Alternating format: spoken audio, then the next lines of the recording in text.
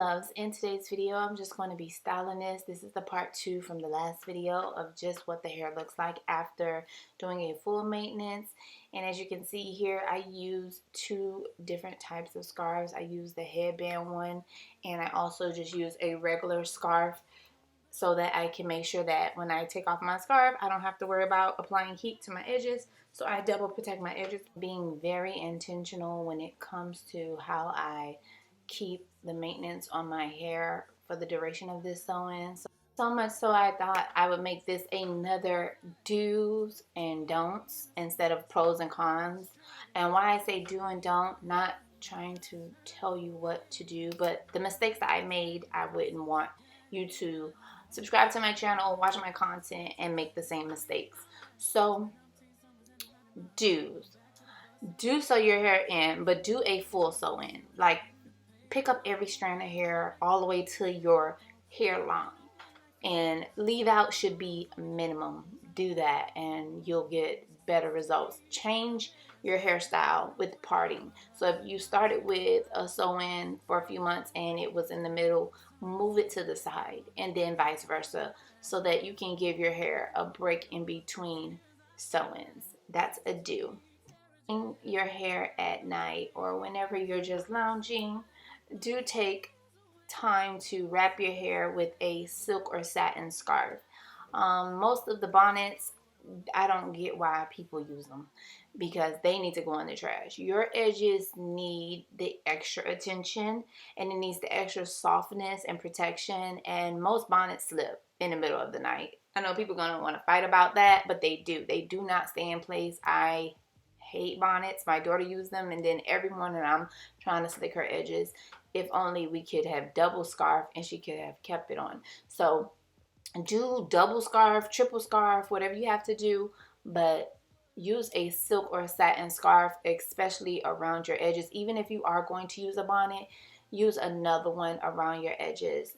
And while I'm just telling you my do's and don'ts, I'll just be styling the hair. This is the part 2 from the video before, but I wanted to incorporate some things that I have learned throughout the duration of wearing these sew-ins for the past couple of years. The list of don'ts will be longer than my list of do's, okay? You have your sew-in, it looks good, you want it to look sleek, you want your leave out to match your hair.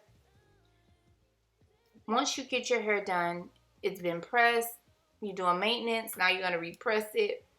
Make sure that's once every 2 weeks or once every time you have to do a full maintenance. That means once you first get it done or when you're doing a maintenance. And what's going to keep you from having to use heat on your hair is wearing the scarf. So back to that topic, the scarf is going to keep your hair in place, to keep your hair from not going back or reverting or having to use heat. Wrapping your hair at night, rolling your hair using a flexi rod, all of these new methods that we have now, there are alternatives. I've been using them, and my leave out actually is growing back, but I do have some tension, hair growth issues just from other things that I've been doing in between my sew-ins. I truly want to take down the video of when I permed my hair so that I can match my sew-in, but because it is a journey and it happened, I'm going to leave it. But moving forward and speaking about that issue is that I would never do that. I did that one time after being natural for 4 years. I permed my leave out, and what the most dumbest mistake I've ever made.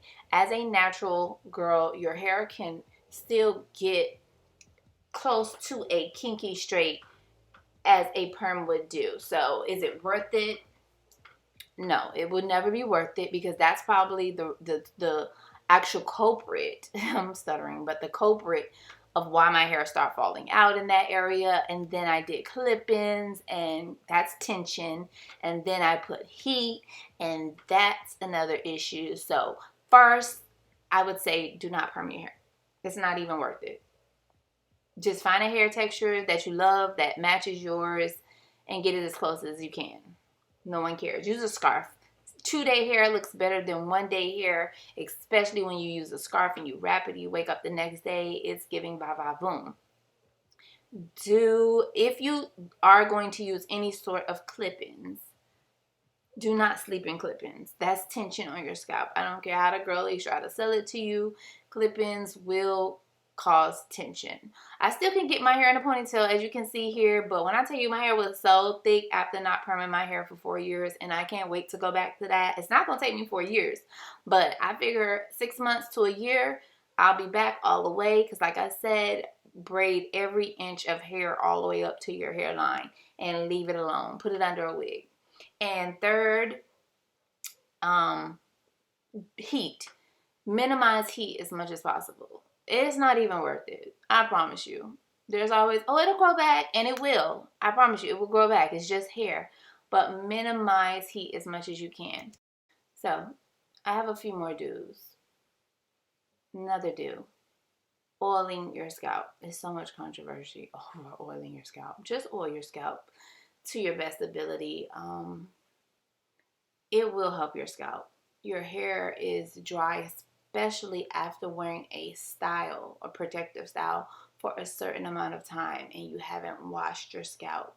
Your scalp is thirsty, and so if your hair is a little itchy, if you want to wash it, it's up to you. I don't recommend washing a sew-in fully, because you might as well take it out and do it over, because it's going to start smelling. Like, it's almost impossible to dry that much hair, especially the braided hair underneath. So I would recommend just oiling your scalp as necessary as you feel the need to, and do a maintenance whenever possible. If your hair gets a little oily, or if your weave and your leave out gets a little oily, that's what I normally do, and I love the results. Here is after a full maintenance, and my hair looks so bouncy. I did a blowout, and I love the way the hair turned out. Moving forward, going to start a new series. It's still a hair growth series. All of this fits into the same angle, where I'm going to be going back to full closure glueless wigs. I will never put glue on my wig. I'm not that thirsty for it to look like my hair. I'm just on a journey, and my reason for being on this journey is to get my hair to the length of this actual sew-in, and it won't probably be this thick as I want it, but that's my goal. And to achieve that goal, I'm going to have to let go of the sew-ins, the flat irons, all of it has to go.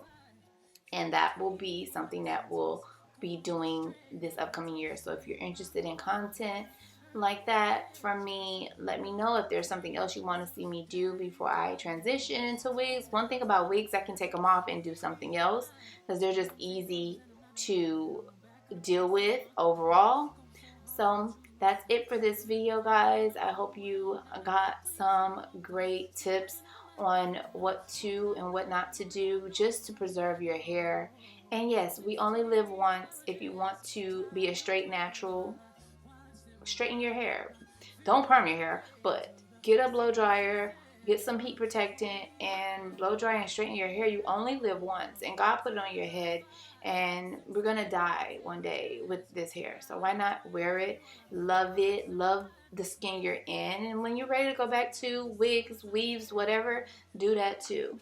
To all my natural straight girls, my natural curly girls, my perm girls, love you, and I'll see you in the next one.